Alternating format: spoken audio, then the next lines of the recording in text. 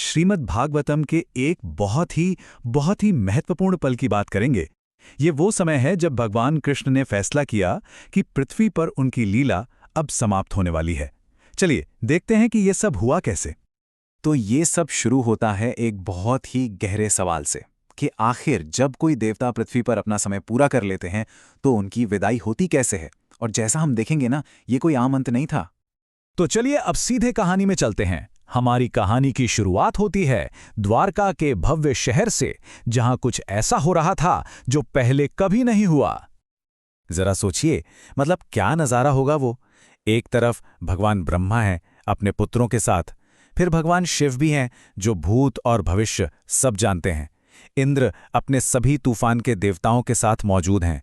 ऋषि, पितर, गंधर्व, नाग, अरे लिस्ट तो खत्म ही नहीं होती। साफ है ये कोई मामूली सभा तो बिल्कुल नहीं थी। तो सवाल ये है कि ये सब यहां जमा क्यों हुए हैं। वजह सिर्फ एक थी, भगवान कृष्ण के दर्शन करना। वही कृष्ण जिनका नाम लेने भर से, जिनकी प्रसिद्धि से ही दुनिया की सारी अशुद्धियां दूर हो जाती हैं। तो अब आगे क्या होता है, ये सभी देवता मिलकर कृष्ण की स्तुति करना शुरू करते हैं। और उनकी इस स्तुति में, उनके शब्दों में कृष्ण के दिव्य स्वरूप का एक बहुत ही गहरा रहस्य छुपा है। उनकी स्तुति की शुरुआत ही देखिए कितने गहरे समर्पण से होती है।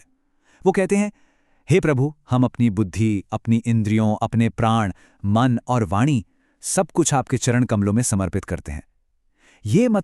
ये है कंप्लीट सरेंडर। और यहीं पर एक बड़ा ही दिलचस्प विरोधाभास, एक पैराडॉक्स सामने आता है।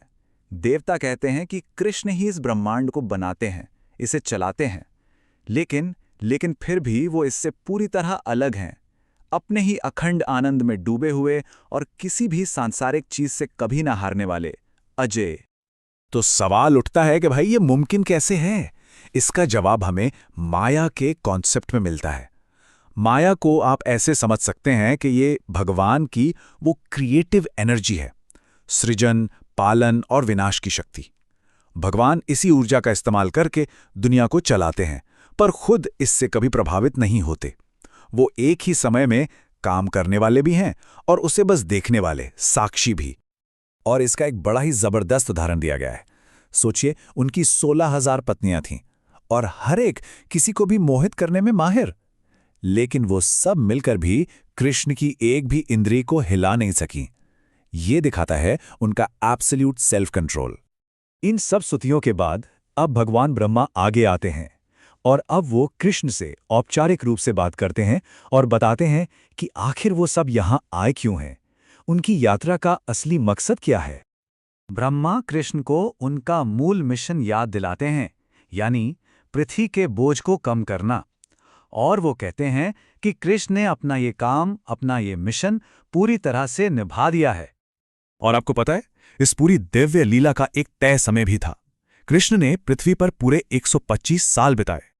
और फिर ब्रह्मा वो औपचारिक अनुरोध करते हैं, हे ब्रह्मांड के पालक, अब आपका कोई भी दिव्य कर्तव्य बाकी नहीं है, अब आप कृपया अपने परम धाम लौट चलिए। एक तरह से ये ऐलान था कि कृष्ण का सांसारिक अवतार अब पूरा हो चुका है। कृष्ण भी इस बात से सहमत होते हैं कि हाँ, उनका काम तो हो गया है, लेकिन वो एक बहुत बड़ी और खतरनाक समस्या की ओर इशारा करते हैं, जिसे जाने से पहले सुलझाना जरूरी है। और इस समस्या को समझाने के लिए एक बहुत ही पावरफुल मेटाफोर का इस्तेमाल किया गया है। यदुवंश की तुलना की गई है एक विशाल उफनते हुए महासागर से, जो शक्ति, वीरता और धन से लबालब है। और कृष्ण कौन है? वो है किनारा, जो इस महासागर को पूरी दुनिया पर कहर बरपाने से रोके हुए है। तो कृष्ण की चिंता बिल्कुल साफ है।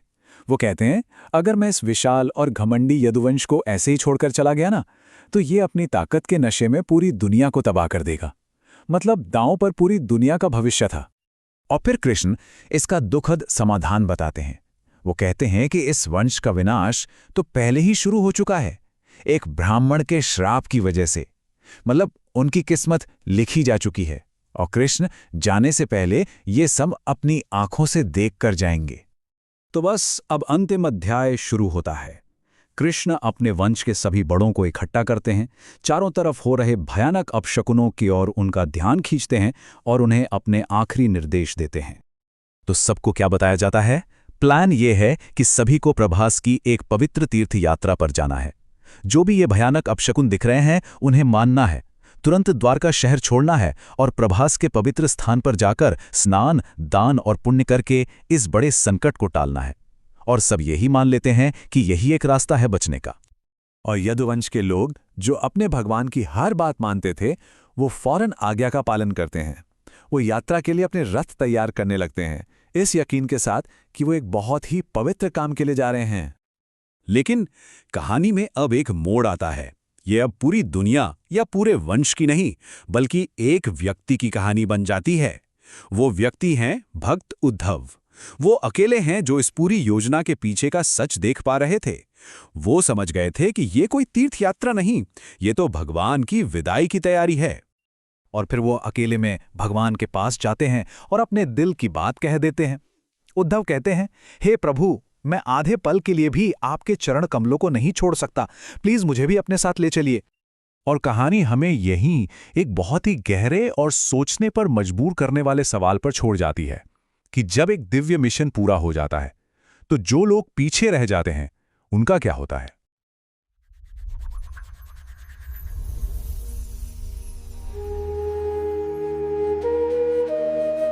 नमस्कार। आज हम एक बहुत ही विशेष स्रोत पर गहराई से बात करने जा रहे हैं। जी। ये है श्रीमद् भागवतम के 11वें स्कंद का 6वां अध्याय, इसके कुछ अंश। हाँ, बहुत महत्वपूर्ण अंश हैं ये। सोचिए, द्वारका नगरी है, भगवान कृष्ण वहां है और देवता, ऋषि, दिव्य प्राणी सब वहां जमा हो रहे हैं। एक बड़ा जमावड़ा। बिल्कुल अभूतपूर्व। तो आज हम यही समझने की कोशिश करेंगे कि ये सभा क्यों हुई, देवताओं और कृष्ण के बीच क्या बातचीत हुई, और फिर यादव वंश ने द्वारका क्यों छोड़ी, उसके पीछे की घटनाएं क्या थीं। हाँ, और इसमें कृष्ण का अपना दृष्टिकोण क्या था, ये भी बहुत अहम है। और उद्धव की वो भावुक विनती, उस पर भी ध्यान देंगे। तो चलिए शुरू करते हैं इस पर चर्चा। जी। तो शुरुआत होती है श्री शुकदेव के वर्णन से। वो बताते हैं कि ब्रह्मा जी आए अपने पुत्रों और प्रजापतियों के साथ। हाँ, और शिवजी भी अपने भूतगणों के साथ। उनके साथ इंद्र, मरुतगण, आदित्य, वसु, अश्विनी कुमार, बहुत लंबी सूची है। पितर, गंधर्व, अप्सराएं, नाग, सिद्ध, चारण, मतलब सभी प्रमुख दिव्य हस्तियां। पितर, विद्याधर, किन्नर भी सब कृष्ण के दर्शन करना चाहते थे। और क्यों ना चाहें, कृष्ण का वो रूप जिसका यश ही कहते हैं सारे लोगों के पाप मिटा देता है। तो इतनी बड़ी सभा का द्वारका में इकट्ठा होना, ये कोई छोटी बात तो नहीं है। बिल्कुल नहीं, ये किसी बहुत बड़ी मतलब ब्रह्मांडीय घटना का संकेत है। कोई बड़ा बदलाव होने वाला है। स्रोत में द्वारका की सुंदरता का भी वर्णन है, और ये कि देवता कृष्ण को कैसे देख रहे थे। हाँ, लिखा है कि वो अतृप्त आंखों से मतलब अपलक देखे जा रहे थे, उनकी नजर हटी नहीं रही थी कृष्ण पर से। इतना अद्भुत आकर्षण था उनका। फिर उन्होंने स्वर्ग से लाई मालाओं से कृष्ण को ढक दिया और उनकी स्तुति की बड़े सुंदर शब्दों में। जी। इस स्तुति का सार क्या था? ये सिर्फ तारीफ थी या कुछ और गहरा मतलब था इसका? नहीं, ये सिर्फ तारीफ नहीं थी, ये कृष्ण के असली स्वरूप की, उनकी पारलौकिक प्रकृति की गहरी समझ दिखाती है। अच्छा, कैसे? उन्होंने कहा कि जिन कृष्ण के चरण कमलों का ध्यान मोक्ष चाहने वाले भक्त करते हैं अपने हृदय में कर्म बंधन से छूटने के लिए, हाँ, उन्हीं को हम अपनी बुद्धि, इंद्रियों, प्राण, मन, वाणी सबसे प्रणाम करते हैं। ये पूरी तरह से समर्पण है, शरणागति। और इसमें माया का सिद्धांत भी आता है ना। हाँ, बिल्कुल। कि कृष्ण अपनी त्रिगुणात्मक माया से सत्व, रजस, तमस, इसी से सृष्टि करते हैं, पालन करते हैं, संहार करते हैं, पर खुद इन गुणों और कर्मों से बिल्कुल अछूते रहते हैं। अच्छा, अपने अखंड आनंद में रहते हैं। ये बात तो सोचने वाली है। मतलब सृष्टि के खेल में शामिल भी हैं और उससे परे भी। हाँ, यही तो उनकी दिव्यता है। और फिर वो कहते हैं कि असली शुद्धि कैसे होती है? कैसे? विद्या, दान, तप से नहीं, उनसे उतनी नहीं होती जितनी उन लोगों की होती है जो सत्वगुण में है, मतलब पवित्र और ज्ञानी है। अच्छा। और जो सच्ची श्रद्धा से कृष्ण की महिमा सुनते हैं। अच्छा, तो सुनने को, श्रद्धा से सुनने को ज्यादा महत्व दिया गया है, कर्मकांड से भी ज्यादा। हाँ, भक्ति और श्रद्धापूर्ण श्रवण पर जोर है। उनके चरणों को अशुभ इच्छाओं का धूमकेतु कहा गया है। ये क्या मतलब हुआ? जैसे धूमकेतु का दिखना अशुभ माना जाता है, वैसे ही कृष्ण के चरण वो सारी बुरी इच्छाओं, वासनाओं को नष्ट कर देते हैं। भक्तजन और ऋषि उनका पूजन करते हैं और वही चरण कल्याण देते हैं। यज्ञ करने वाले योगी सब उन्हीं का ध्यान करते हैं। इसमें एक बहुत प्यारी बात भी कही गई है भक्तों के बारे में। हाँ, वो लक्ष्मी जी वाली बात। हाँ, कि कृष्ण भक्तों की साधारण से भेंट मुरझाई हुई माला भी ले लेते हैं। और लक्ष्मी जी जो हमेशा उनके साथ रहती हैं, उन्हें शायद थोड़ी ईर्ष्या होती होगी, एक सपत्नी की तरह, कि भक्त भगवान को इतने प्यारे हैं। ये तो भक्तों के लिए बड़े सौभाग्य की बात है। बिल्कुल, ये कृष्ण का वात्सल्य दिखाता है और उनके चरण अशुभ कामनाओं को जला देते हैं। उनके त्रिविक्रम रूप का भी जिक्र है। हाँ, वो रूप जिसने 3 पग में ब्रह्मांड नाप लिया था।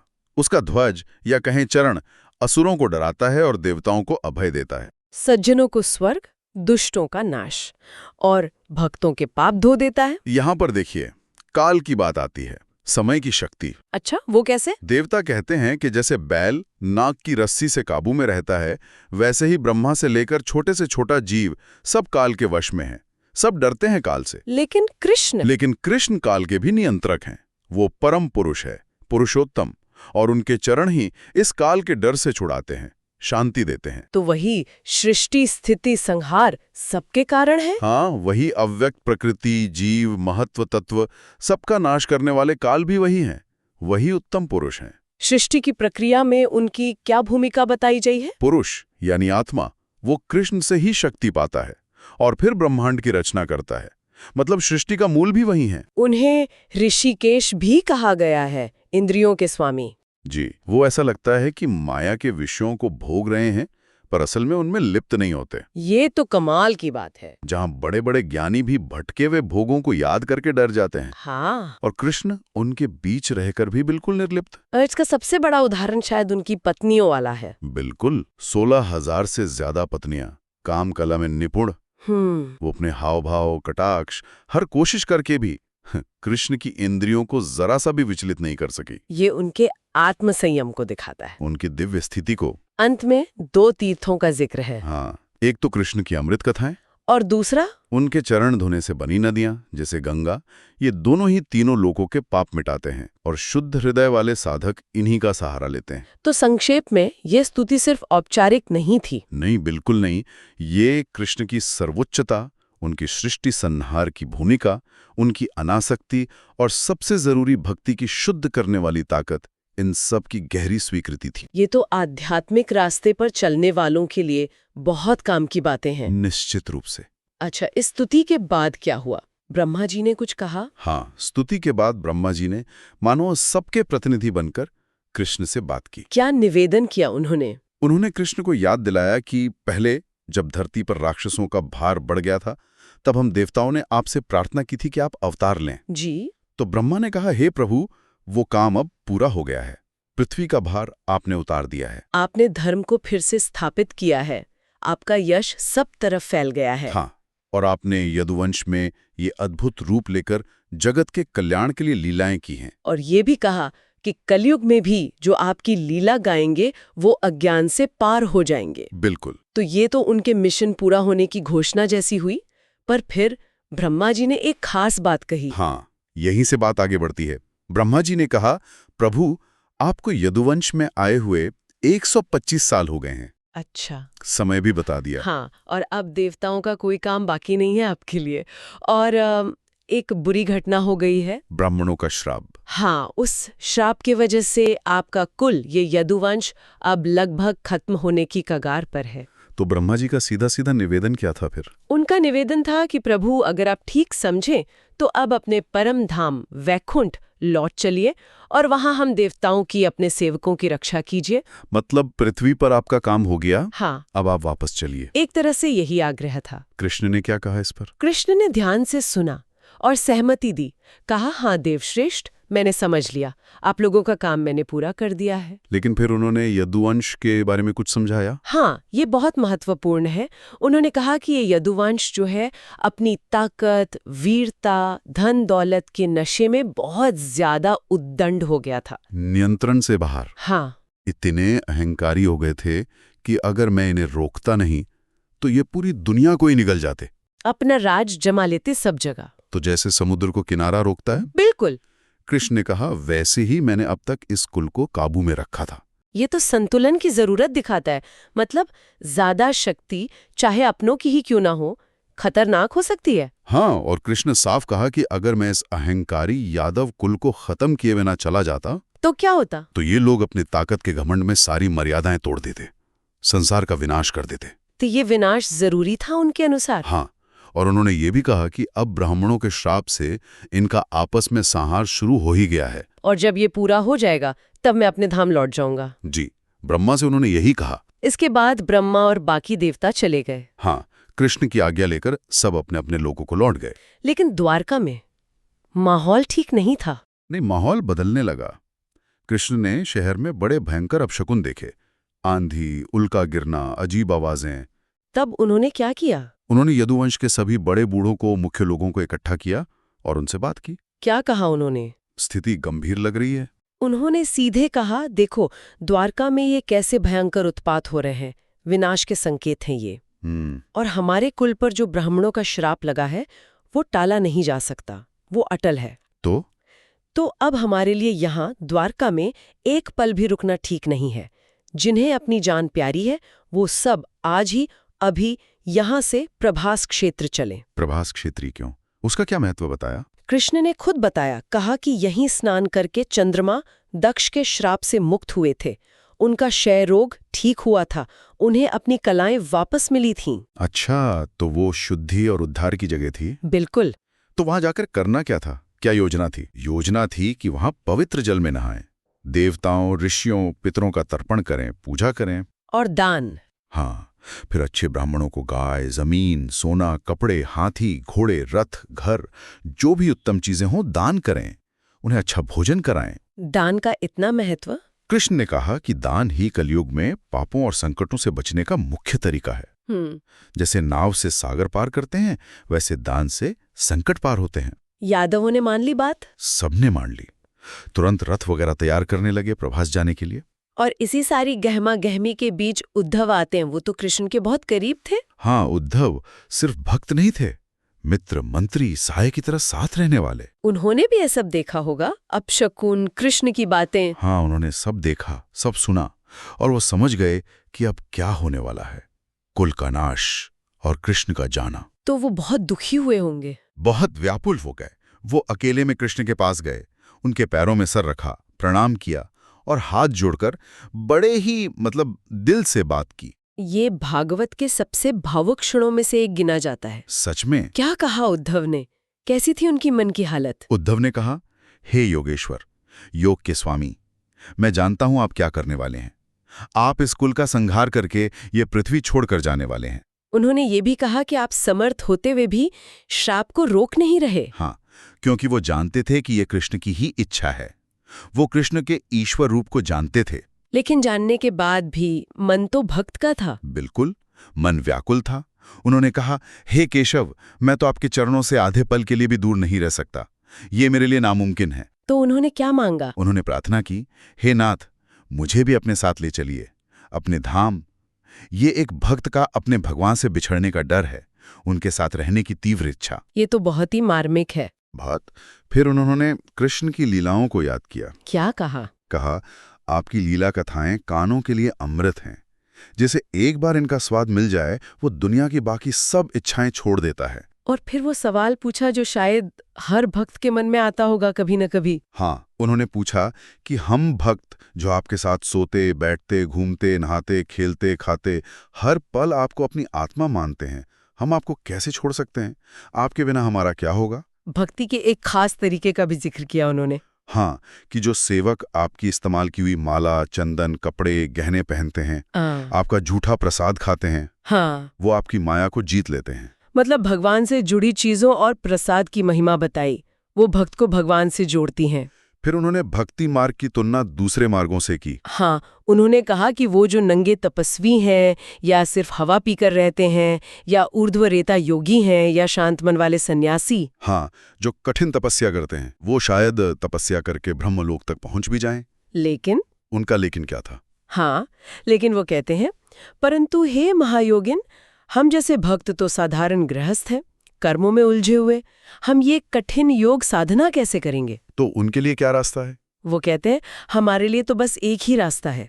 हम आपके भक्तों के साथ मिलकर आपकी कथा सुनेंगे, आपकी बातें करेंगे, उसी अमृत को पीकर हम ये मुश्किल अज्ञान का अंधेरा पार करेंगे। तो इसका मतलब ये हुआ कि आम लोगों के लिए, जो संसार में फंसे हैं, उनके लिए भक्ति मार्ग, खासकर संतों के साथ कथा सुनना, सबसे आसान और असरदार तरीका है।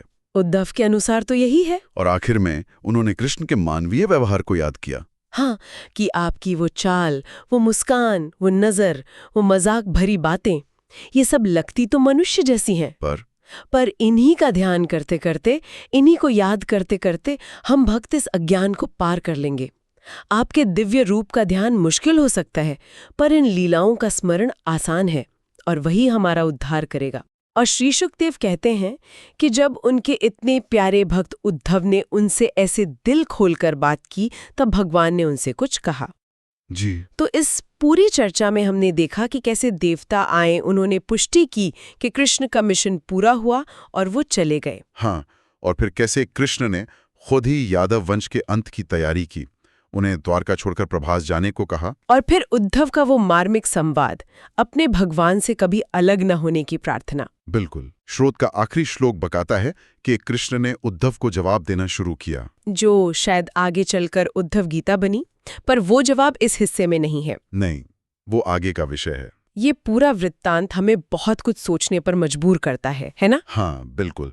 भगवान खुद अपने बनाए कुल का अंत कर रहे हैं, अपने जाने की तैयारी कर रहे हैं। ये ईश्वरीय इच्छा, भाग्य या कहें वो अटल श्राप और आसक्ति, उद्धव की भक्ति और उनका दुख, कई परतें हैं इसमें। सही कहा। इस विनाश की जरूरत क्यों पड़ी, भले ही वो भगवान ने ही तय किया हो। ये शक्ति और धर्म के बारे में क्या बताता है, समय के चक्र के बारे में? ये हमें सोचने पर मजबूर करता है, जीवन के चक्रों के बारे में, अंत और नई शुरुआत के बारे में, और भगवान से जुड़ने के अलग अलग तरीकों के बारे में। चाहे वो पूजा पाठ हो या ज्ञान योग हो या फिर उद्धव जैसी गहरी निजी भक्ति हो। बिल्कुल। और ये सवाल भी कि क्या कोई अंत सच में अंत होता है, या वो बस एक नए अध्याय की शुरुआत होता है। ये एक विचार है जिस पर मनन किया जा सकता है।